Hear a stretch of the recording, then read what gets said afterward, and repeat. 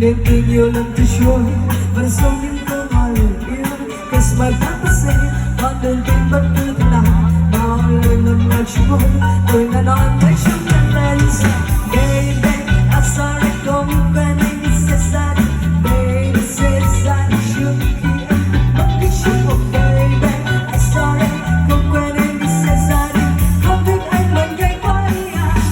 em thích đôi môi chạm môi em thích đôi ôm một tôi nhưng em từ chối lời yêu đó sẽ là vì không thích anh tôi em thích đôi môi chạm môi em thích đôi ôm một tôi nhưng em từ chối lời yêu đó sẽ là vì không thích anh tôi.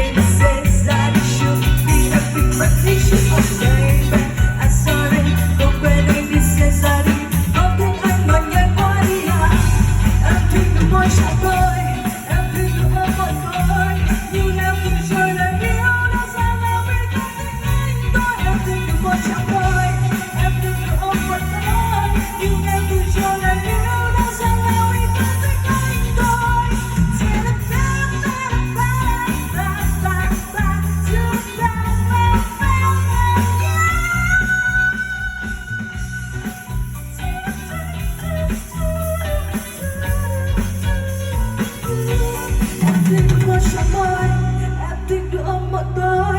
nhưng em từ chối lời yêu đó sẽ là vì không thích anh tôi em thích được môi chạm môi em thích được ôm một tôi nhưng em từ chối lời yêu đó sẽ là vì không thích anh tôi